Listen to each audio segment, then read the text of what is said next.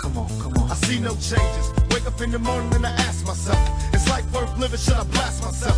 I'm tired of being poor and even worse, I'm black. My stomach hurts, so I'm looking for a purse to snatch. Cops give a damn about a Negro. Pull a trigger, kill a nigga, he's a hero. Get it back to the kids who the hell cares. One less hungry mouth on the welfare. First ship them, don't let them deal with brothers. Give them guns, step back, watch them kill each other. It's time to fight back. Thank you for tuning in to the More Than Just Science Show, and I'm your host, Professor TK the Chemist. Welcome, welcome, welcome. Welcome to our show on this beautiful day. It is September, and I am so excited because this is the time of the year when the fall comes through, the beautiful leaves are shining, and I just love the weather. It's nice running weather too. You know, I am a runner, and I love running during this time of year because it's not too hot and not too cold. So, you know, it's all about getting out there, refreshing your mind. The fall is the time to reflect back. So, in speaking of reflecting, I wanted to talk today about the late, great Baba Dick Gregory. Yes, Baba Dick Gregory. Unfortunately, he made his transition a couple of weeks ago, and I was very shocked that he actually passed away. However, I don't want to say that he passed because he is still with us in spirit. And for those of you all that know about the ancestral realm of life, our ancestors live on. They don't die. They actually live on. You give them energy by giving their name, giving a voice to their name. You have to lift them up. So today's show is going to be a dedication to a man that is dear to me, who has done so much for this country, so much for people in general. He was a genius, is a genius. He was an activist for so many causes, including the rights of men and women who deserved equal justice. And he did all of this with so much class. Yes, he was a comedian. You know, and here's the thing, you got to remember, although he was a comedian, he had the serious side to him as well. But the way he was able to touch so many people was by telling jokes on serious topics. Sometimes you have to laugh to keep from crying. He used his talent, guys, of getting people together to battle on the front line by way of comedy. He always stated that if you want people to do something, you've got to provide a way that is not so threatening, yet do it in a fashion that blends the funny with the serious. And I must say, Baba Dick Gregory did just that. You know, and oftentimes people will confuse his riddles, but you know what? You had to listen very closely to what he wasn't saying. He had this way of, you know, soothing you with his words, and if you didn't pick up what he was throwing at you, you were lost. You had to have patience to listen to the wisdom that he was imparting in order to get to the punchline of what he wanted you to know. Sometimes you got it, and other times you didn't. And you know, as we talk about Brother Baba Dick Gregory, we have to think about where he came from and why he became the man that he did. You know, remember, he was born in St. Louis, Missouri, where that city became famous for the death, the murder of 18-year-old Michael Brown.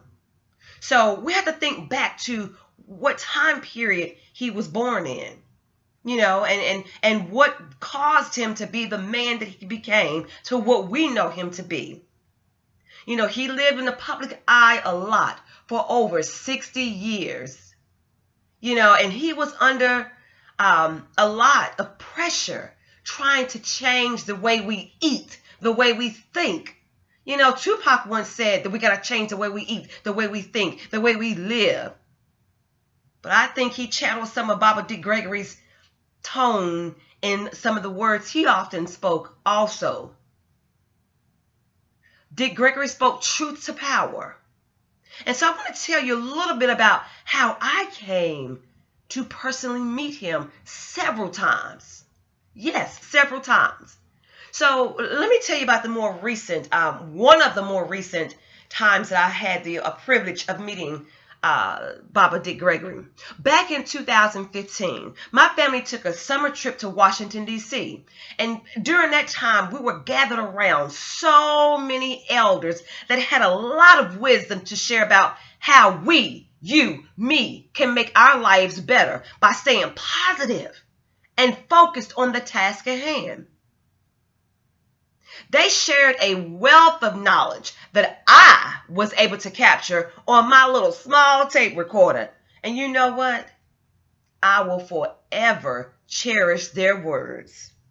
And it's times like that when you want to just sit at the foot of your elders and get those words of wisdom. I always tell young people, it's better to listen than to speak. Listen than to speak. You can gain a lot of wisdom if you use your 2 ears. We have to be still and listen. So as I was on this trip with my family, it was a 2-day event. At the end of Baba Dick Gregory's speech, we waited around for him. We wanted the room to clear out because we wanted to actually meet him. My father admired him. He would talk about Dick Gregory all the time. I mean, he would tell us about his jokes and some of the things that, inspired him to want to be like Baba Dick Gregory. And I should call him doctor because he had the wealth of everything you could think about. He knew something about a little bit of this, a little bit of that. But as the room started to clear out and we waited patiently, we didn't want his autograph. We just wanted to be able to get to speak with him, or just to talk to him, or just to be in his presence. And do you all know that who was standing beside him? Like good old friends from back in the day. Another ancestor, psychiatrist, mother, queen, Dr. Frances Cress Welsing. The 2 of them were standing around they were just kicking some real truth. And I was able to capture that moment on my cell phone. And it was just the ambiance, the environment, the energy in the room. It gave me chills just standing before such great soldiers. You know what? I can't even express how I felt during that time, other than it gave me chills knowing that I was standing before great people. So as I'm standing there in their presence and just thinking about how Dr. Frances Cress Welsing was able to go up against the racists on the then daytime TV show, the Phil Donahue show, she shut down this racist. And she shared how we have to understand what racism and white supremacy is. But as we go through that time period of what she went against, and I'm just sitting back looking at her and Baba Dick Gregory just kicking back, I wanted my children to really be in their presence. Because here's the thing, as an adult, we get to do things a certain way. But when you have children who don't know who these people are, it is our responsibility to put them where they need to be. So it was my job, my husband's job, and I, to take them before them. And even if it was just to be in their ambiance, which is what we wanted them to do, that's what it was all about. So my son was the only one of our crew to get a picture with her. And I was happy. She took a break from her and Baba Dick Gregory's embrace, and she's actually stood there with my son and was very patient. And she took that picture. And my son, of course, he was nervous, but he stood there beside her and he took the picture and was smiling and cheesing, showing all 32 of his teeth. So we were able to follow Baba Dick Gregory to another room. And while we were there, before he got started talking to us, he looked around at my family and said, "Hold up, where's the other one?" And my husband and I, my father, and I, my sister, we looked at each other like, what is he talking about? He said, you're missing one. Don't y'all have 3 kids? We were like, what? How does he know that? We never talked to him about that. We never spoke to him. And we did not understand. How did he know? How did he know? See, here's the thing. Our oldest daughter at that time was attending freshman orientation. So my mother could not go and my daughter could not go. So they stayed back so that she could attend freshman orientation. But he stated that he knew we were missing one. And that was a shocker. He then looked at my daughter and said, she's a genius. Y'all better leave her alone and let her be. All we could do, y'all, was just laugh. Because obviously, Baba Dick Gregory knew something. He knew something. You know, see, here's the thing, guys. He was on another level.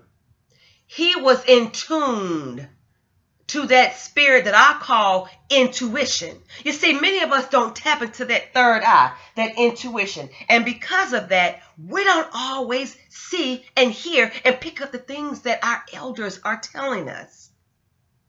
But obviously, if you all don't know about my children, they are all unique, okay? And oftentimes, you know, we've been told before, you know, that children of this generation are called the indigo children, the crystal kids, the crystal children. And if you don't know what that means, I want you all to go and look that up. I don't have time to talk about that right now, but obviously when Baba, I keep wanting to say Dr. Dick Gregory, but when Baba Dick Gregory spoke those words over my daughter, my youngest daughter, we had to take that, and she's been, you know, taking that for what it's worth. Let me tell you a little bit about my daughter, my youngest daughter. She can spit stuff like, you're like, where'd she pull that from? You know, she can give you facts about things that you have no clue what she's talking about. It's like, where did you get where did you get that thought from? Where did you get that tip from? Where did you get that fact from? You're like, where did she even pick up all of this information? But she is an avid reader. She loves to write. She loves to read. Now, I'm not going to give credit to the IB program totally because, again, education starts in our home first, okay? So I won't give total credit to the IB program that she was in middle school. But I must say, apparently, Baba Dick Gregory knew what he was talking about. So I had the pleasure of meeting Baba Dick Gregory again, and first starting out in the early 2000s. But I wanted to share the recent 2015 meeting because that was inspirational for my family and I, that we all got to meet him. And then we would later meet him again, but it was just my sister and I and my husband who got to meet him in Charlotte, North Carolina at the comedy club, and when he came out to do a speaking engagement. But even before that occasion, I had the pleasure of meeting Baba Dick Gregory when he came to our local community college to speak. And I was able to sneak back there in the back once again, you know, and to be in his presence. And this was before cell phones was really big because I had a janky camera. Okay, this is the thing that you had to take the camera when you had to take it to get it, get the film developed at like the drugstore, you know, like a CVS or a Walgreens. Yeah. And I was able to meet him at that time, and we were all cramped up in the room, and he was very patient with everybody. Of course, the people around him was wanting him to wrap things up, but he spoke to everybody that he had the opportunity to speak to. All I wanted to do was just be in his presence. Yes, be in his presence. And you know, when it comes to meeting people, a giant, you know, a giant that he was and that he is, you have to be humble. As Kendrick Lamar says, be humble. And I've been very humble. You know, I don't share these stories with too many people because, you know, people don't understand oftentimes when you talk about people who made a difference in your life. If they didn't know the person or don't feel any kind of way about the person, they have no idea why you feel the way you do about them. So sometimes, you know, we have to be still and don't tell everybody what we know until the moment is right. The next time I would meet him was when he came to Charlotte at the comedy show. He was ushered in by his family and security, and as he was coming in, he was speaking to everybody. You know how, the elders do. They speak to everybody like they know you.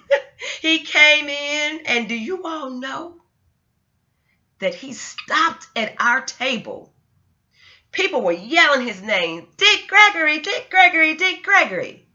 He came to our table. He stopped and he spoke. Now, keep in mind, it was very loud in there. You know how loud it gets in clubs, okay?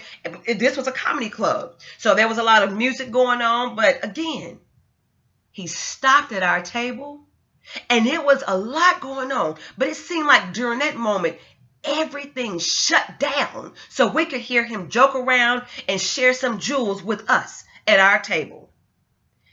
We were blessed again to be in his presence. And I'll never forget him and the times that we were able to share in his presence. As a matter of fact, the thing I want you all to keep in mind about all of this is that Dick Gregory helped me get back on the right path in my running journey. Let me tell you why I say that. For those of you all that don't know, Baba Dick Gregory was known for his health and wellness stance. He took this journey seriously and became a prominent figure in the health food industry by advocating for a raw fruit and vegetable diet. He was doing this, y'all, before it became popular to say, I'm a vegan, I'm a vegetarian, I don't eat meat. He did this before it became the norm. He went from being a heavy smoker and drinker to becoming a vegetarian in the 60s. And he lost a lot of weight. And if you all haven't seen any of his pictures, go look them up from his past. Go look them up. He became an extremist when it came to fasting. Some of those fasts lasted nearly 2 months. And some people would think that he was crazy for doing that. But you know what? He knew what he was doing. He developed a diet drink called the Bohemian Diet Nutritional Drink because he wanted to share, with people who were considered morbidly obese to get your health in check. And with his determination to tell people that they needed to take their health seriously, there are several quotables circulating around online. One of my favorite quotes of him, he would say, I don't eat anything that fart, doo-doo, pee, or screw. Yes, Baba Dick Gregory had a way with his words, to say the least. I love him. I love him. But people often want to know, well, how did his journey begin? So check this out. He took a break from performing in comedy clubs because for those of you all that don't know, he actually started off being a comedian. So of course, when you're in the club, you're smoking and drinking, partying and bullshit, doing that kind of thing, So again, he knew that this was unhealthy. And he said, you know what? I can't keep doing this. I can't keep putting all this poison into my body. So he began to focus on lecturing and writing. And then he wanted to get out here and get with the civil rights community. And he developed strategies that would allow him to go from being a drinker and a smoker and eating all this unhealthy food to being an activist and supporting the needs of animal rights, people rights, all of that. And let me tell you, he didn't just do a fast just because. He did them to draw attention to causes including Middle East peace, American hostages in Iran, police brutality, the Equal Rights Amendment for women, and also, for those of you that don't know, he was instrumental in getting Michael Jackson, the king of pop, on track when he was charged with sexual molestation in 2004. So Dick Gregory didn't just do this just because. He had a reason to do it. He had a reason. So, going back to my journey as a runner, which began in 2012, I began to run, would get those stomach cramps, those stitches on the side. And as a runner, I didn't know what I was doing starting out. So I would Google things to see what I need to do to go longer distances. And I came across something that Dick Gregory stated on YouTube and in some of his lectures. He would often say, because remember, Dick Gregory was a long distance runner as well. And for those of you all that don't know, he set records back in his high school. Okay. He ran the Boston Marathon. He would also go across the country in the 70s to do runs and walks. Dick Gregory said, if you want to go long distances, drink some pickle juice. Now, pickle juice has a lot of benefits, okay? A lot of benefits. So, of course, I began to test it out on my long runs. And do you all know that pickle juice worked? It actually eliminated the stomach stitches I was finding myself having when I was doing those long runs. Now, keep in mind, diet, you have to have that in place. Drinking your electrolytes, plenty of fluids. But the fact that he said to drink pickle juice, I took that and literally I ran with that. And again, as I said before, he was a cross-country runner, and he often stated that the great thing about running the long distance is you run at your integrity. Running made him forget that he was poor. And let me tell you, when I run, I oftentimes forget about what I'm going through. I'm an educator. I'm a college chemistry professor, and I have my own business where I mentor children. I go out into the community and I provide STEM or STEAM educational activities for kids every day. And when I do that, I have to make sure that I also balance myself, and I have to have some physical training, and part of that is through running. I love running long distances because it allows me to take out my frustrations on the asphalt. So in Dick Gregory's case, he said it made him forget that he was poor, but he began to share with the world how you can actually go about getting your health and wellness in check. We need to continue to do that.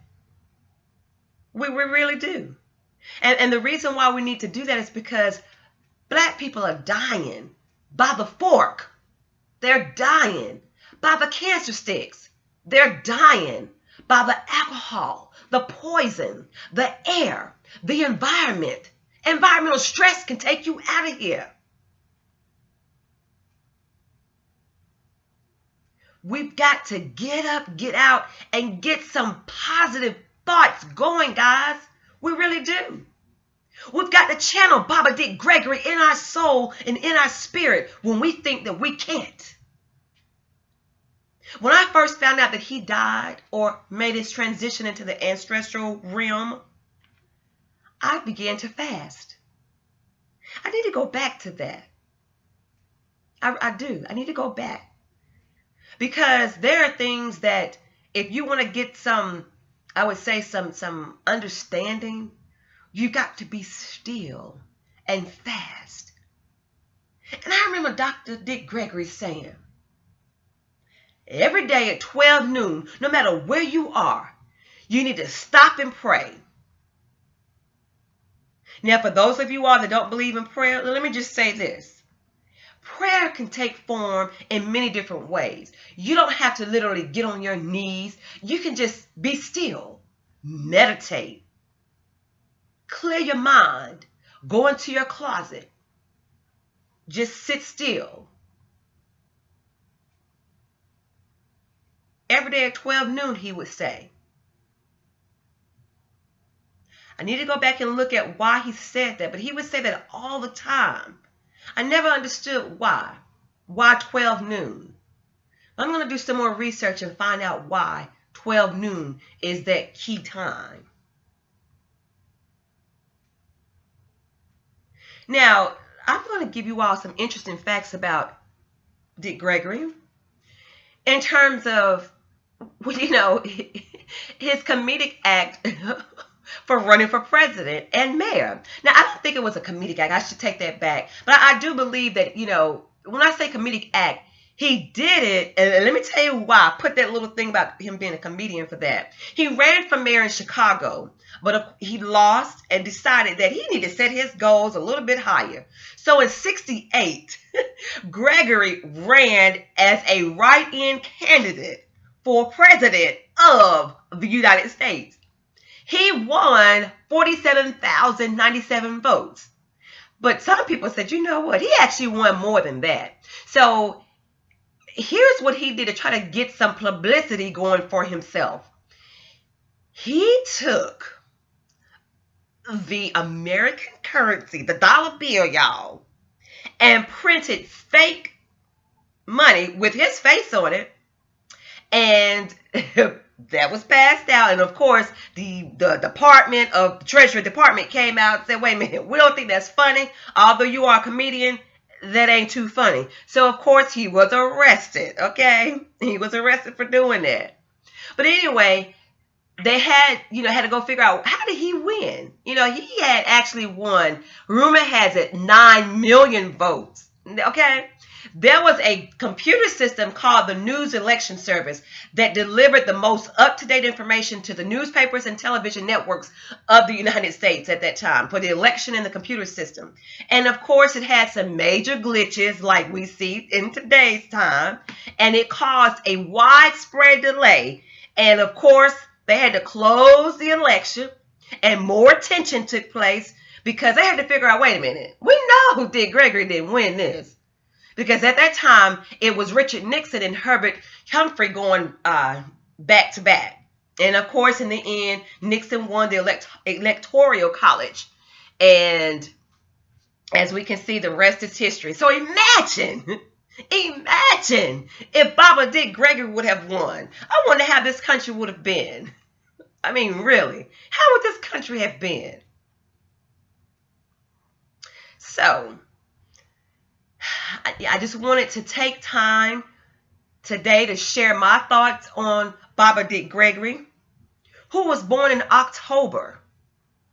October is is one of my favorite times of year. September, October, November, because like I said before, the fall comes in and it ushers in the time for us to fall back and to reflect.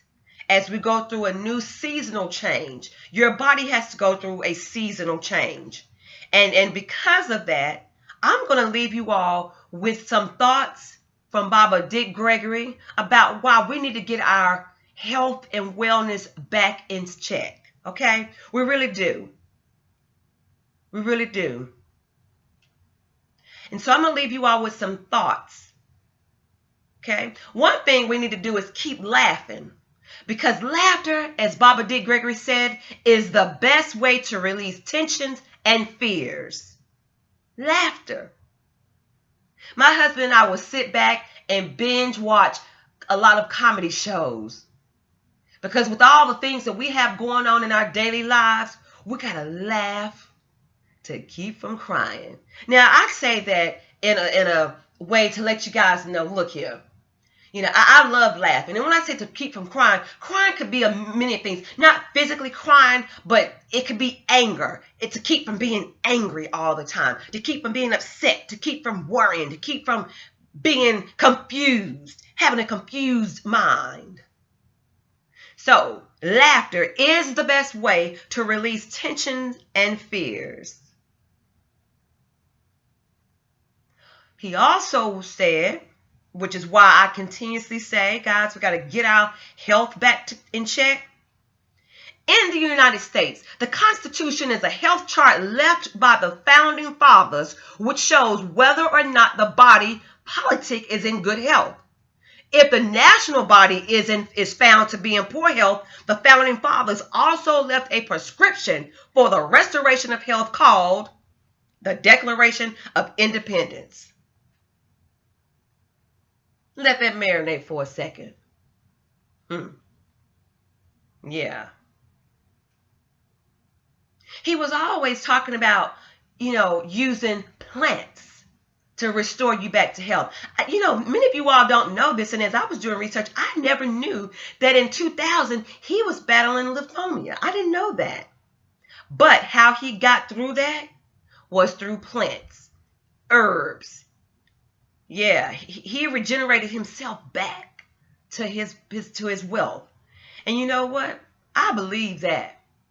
I believe that because Dick Gregory has been a man with substantial knowledge that I would love to have gathered from him in a book. Now, he does have a book, but it's like hundreds of dollars on Amazon. Okay, he published one of his books on the soul food, but of course without all the crap in it, back in like the 60s or 70s. And of course you can't get that book unless you're willing to pay an astronomical price for it. But I just take a lot of the things that I actually was able to hear him say in his lectures. And he often said, if you participate in civil rights, it's similar to, having animal rights. In other words, he began to recognize that there was a link between violence against humans and violence against non-human animals. And he often said that animals and humans suffer and die alike, so why should I eat them? Why should I partake in them? So he actually went on this health kick, and he was able to, in fact,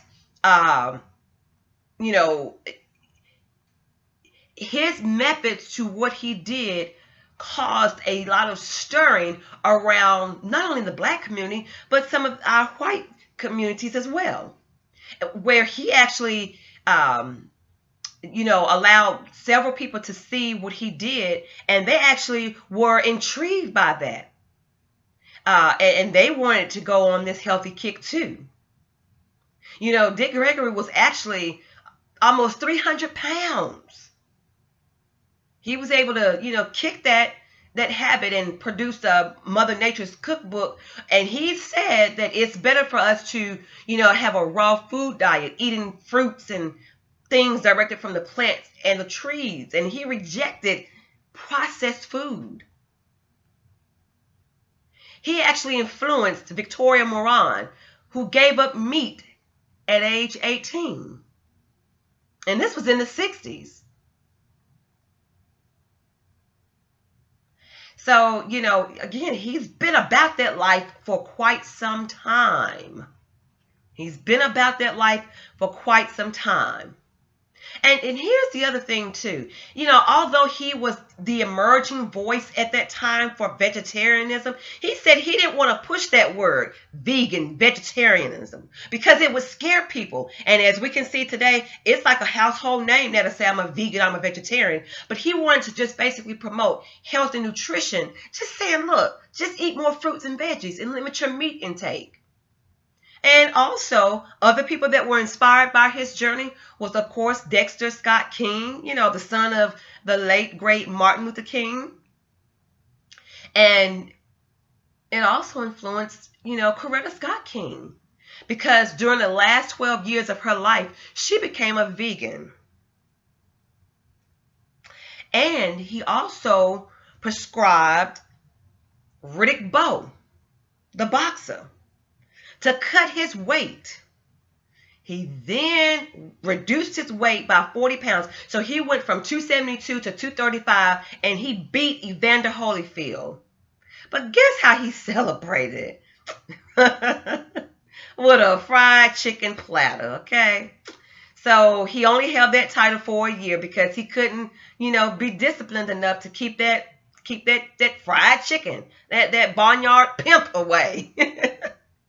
So, as we can see, he did influence a lot of people, okay? He influenced tons of people.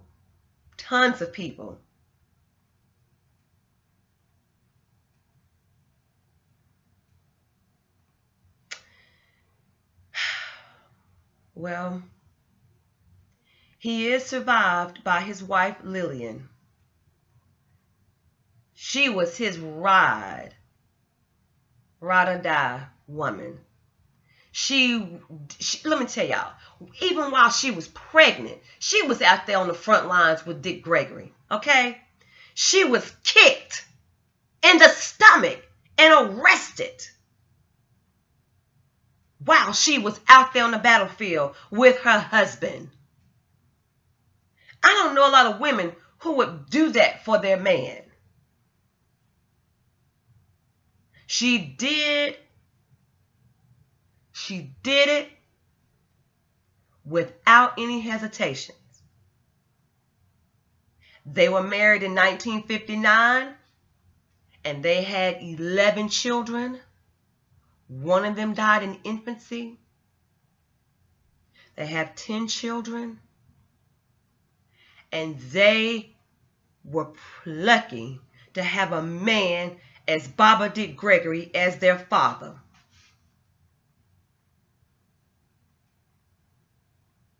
I want to thank each of their children for giving their father to us.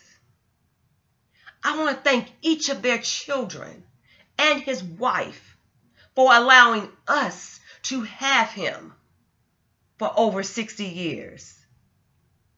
I want to thank each of his children for allowing him to be away from home, missing some of their activities. Because guys, when you're out there doing this work and being for the people, you miss a lot of your family. I want to thank his wife for sharing him with so many people. Being at home alone sometimes and still having to hold it down with all of her children. I want to thank each of your children, Baba Dick Gregory, because many times we don't know the impact not being there can do. But I must tell your children, and even though his children are older than me, I still want to thank you all and tell you that even though your father may have been gone, the work that he did lives on forever. It lives on forever in each of us that listened to him, that imparted that wisdom with our own children. I want to thank you, Dick Gregory, for touching my life, touching my family's life, for all the things that you've done, all the things you've shared. I want to thank you. I want to thank you. I want to thank you.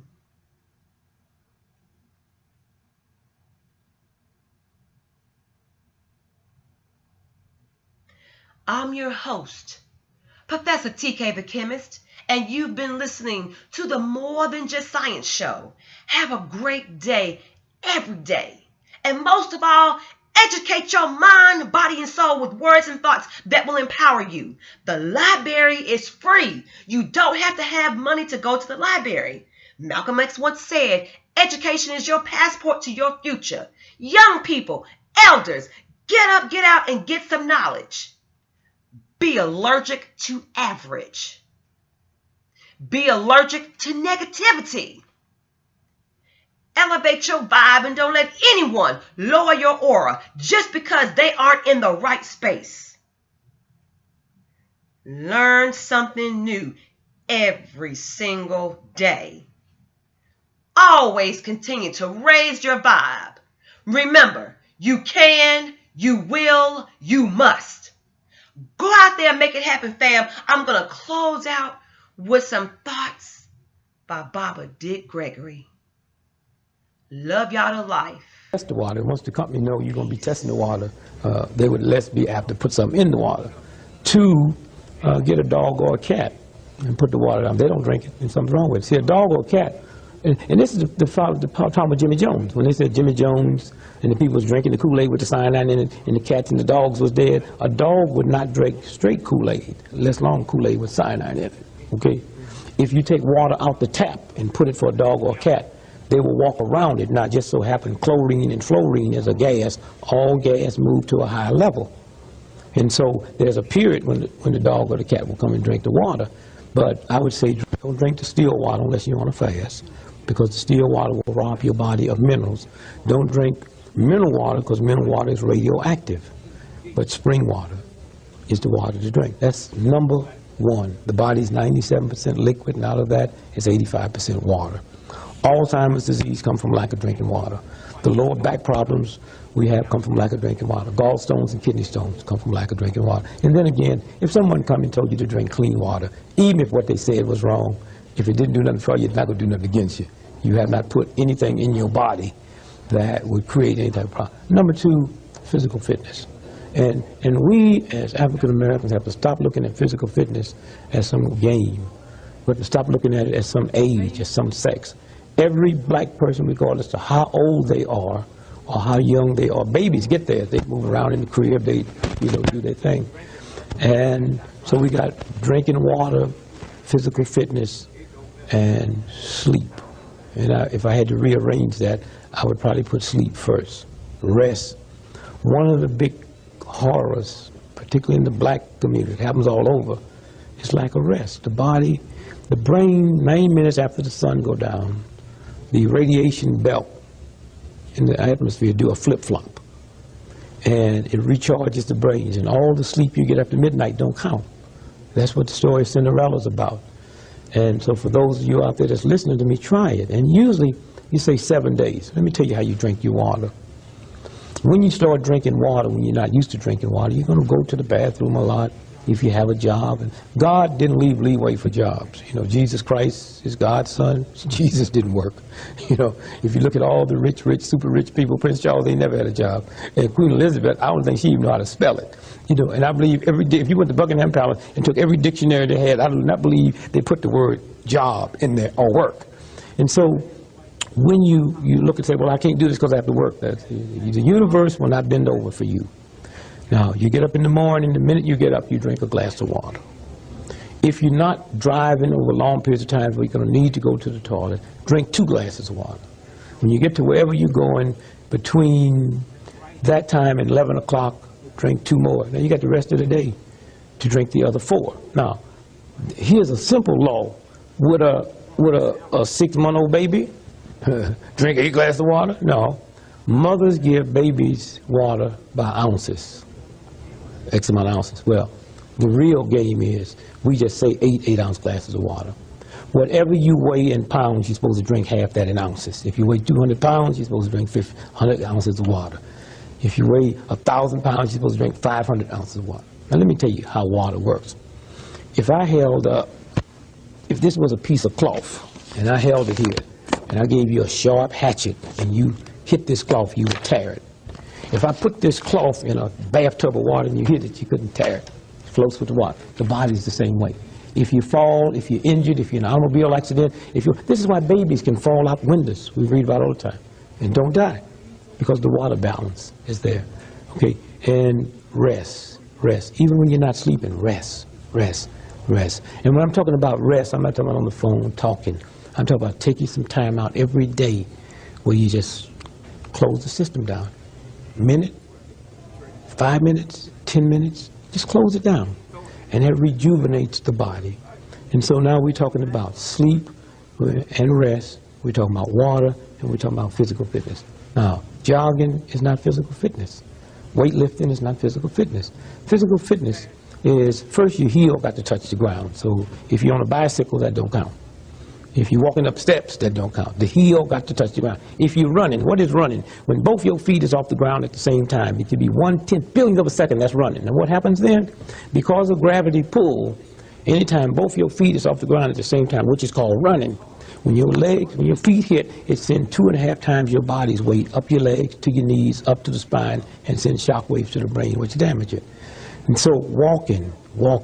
Now, walking in the evening don't count. In the morning, when you lay down in bed and go to sleep, the grease in your bloodstream comes up to the top. If you go out and walk vigorously, don't start off that way, but you have to walk to the point that you're just tired and sweating and you push all it out. Now, what you will notice even joggers, if joggers go out and run, the day they take off, they get very irritable around 10 o'clock. That's when that grease starts moving back into the bloodstream. And so the three things is rest. And you see, one of the great tricks, and it's funny, everybody working 2 jobs except the people that control. They don't work 2 jobs, 3 jobs, 4 jobs, a job and something on the side. It's not about that. Show me somebody that has 2 jobs. I'll show you somebody that has no money at all. I mean, that's a game they play. I mean, some kind of way we have to redo our priorities. And we have to say, wait to the system.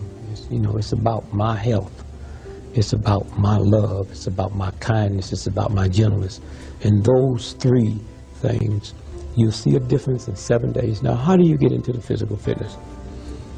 Well, I can't do it. I got a bad leg. Didn't walk bad. If I told you there was $20 million worth of gold over there, and every morning if you walk 2 miles, you could get it. Bad leg folks, everybody be out there walking. So what you have to do is start slow. Start 5 minutes. And then after a week or 3 days, the problem you have, someone hear this and say, he's right, I got to do it. Then they go out and hog it, something breaks and don't. When you get through, then do your physical fitness. Do your physical fitness. I say to people who haven't trained, you out there that's 80 years old, 60, 40, been out of high school 20 years, haven't the physical, stand in the mirror when you do your physical fitness naked. Why did I say naked? See, if you had clothes on, you're doing physical fitness, you hear something go zoop, you say, oh, I tore my shirt. If you're naked and hear something go zoop, you know that's you. And the minute you feel something, that's God saying stop. Stop. It'll heal. The minute you feel it, stop. Don't push it. And once that heals, go back. And that's all I can say. Water, physical fitness, and rest. And if you said 4, it'd be the diet. Very important. And when we talk about water, Kool-Aid don't count, lemonade don't count, orange juice don't count, fresh grapefruit juice don't count. Why? Because they have to go through the digestive system. Water goes directly into the system and starts purifying the system, and also it cools the body. It's your cooling system. One of the problems we have, can you imagine every year, every cell in your body, your brain has a convention, check you out. Say, well, what's old Brother Greg doing this year? Say, well, he's 15 years old and he's drinking too much Kool-Aid and he's not drinking enough water. Say, okay, let's give him a warning. Let's put thirst. Where are we going to put it? Well, he got to be kind of stupid, so let's put it right in his throat. And we ignore it, and we ignore it. And then when you get about 60 years old, some people, 49, 50, they come every year and have this meeting. They say, well, what do you think? Say, well, let's take his right to get thirsty away. There's no need wasting the time. That's for Alzheimer's disease. And if you don't believe it, find people with Alzheimer's disease and ask them, when's the last time you've been thirsty? And welcome to Wake and Bake. I'm your host, Chapati, and we're here with a very special guest, a world-class reformer of consciousness and enlightenment and knowledge about food and diet, Mr. Dick Gregory. Thank you, brother. A pleasure to have you here. Pleasure. Thank you. Nice. Thank you for doing what you're doing, too.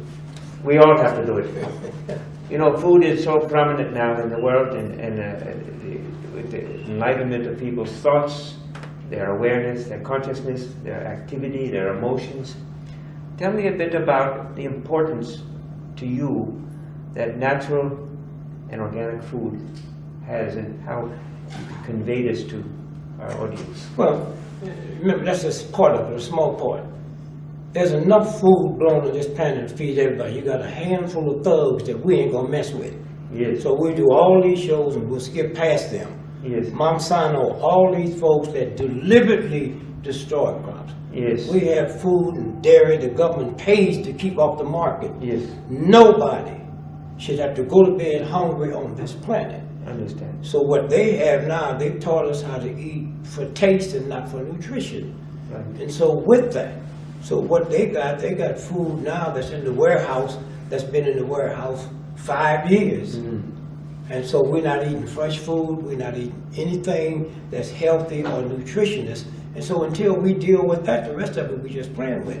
There are people who are willing to pay to say, give me some organic food, give me some this and give me some that. That don't count. Right. The masses of the people who would never think about buying water, who would never think about just buying the little small. You can't even get the right seeds now because Montana, these thugs have already genetically engineered them. Yes, I know. And so consequently, it's almost so big, but money is not power, education is not power, information is power. So what you're doing here is putting information out. So this segment of people that you feel, they almost don't count. These are people that want to eat something good, they want to feel good, but the billions of people that go to bed hungry every night when, I mean, food shouldn't even be an option, you know? And then the advertiser teach poor folks that you're supposed to eat this, you're supposed to eat that. All you need is one thing. You can eat carrots today, you can eat beans tomorrow, you can eat beans the next day, and you can survive. You can survive. You know, something happened here in California maybe 20, 50, 30 years ago. What was that? The doctors went on strike. Oh, yes, yes, yes. And they stayed on strike for a year and found out more folks died that year than ever before. They hurried up and came off the strike. Right. And so there's just the myth that we have, what we put in children's food in schools, the chemicals in the average. Here's what we need to do. Whenever there's a murder or a shootout or somebody go and wipe out something, the first thing we should do is check the blood to see what chemicals they have in their body that come from the food they were eating. Okay, see, you hear old folks now say, well, when we were their age, you didn't have additives in your food. For instance, the #1 cause of cancer, let me put it, the #1 cancer group in America today is vegetarians. It comes from soybean. Yes. They won't have a debate about is soybean good or soybean. There is no debate. The black scientist, George Washington Carver, at Tuskegee, Alabama, invented soybeans for the United States government, the military. They said, we want you to create something that out of it we can get rayon, nylon, paint, ink, glue, and plastic. About 80 years ago, they made a car out of soybean. And so now you have people that get cancer. I have a daughter that eats pure than anybody could ever want to eat. She just had major surgery because she couldn't be convinced that soybean. Most of the fibroid tumors in America, soy product. And so when you stop and think about what they're able to do, America is the only country in the world that can genetically engineer the food and don't have to label it. Every place in the world, you have to label it, except here. What about organic soy? There is no, see, we always keep looking for something. Yes. Soybean was not made for human consumption. For animals. It wasn't even made for animals, okay? And so consequently, we keep saying, well, what about organic this? Well, let's look at organic. They make organic tomatoes, crossbreed with a fish cell. What does that mean? That means the tomato can hold water. So you put a tomato on your kitchen table and leave it there for 6 weeks, it's just pretty and red. The people who eat those tomatoes, their body holds water.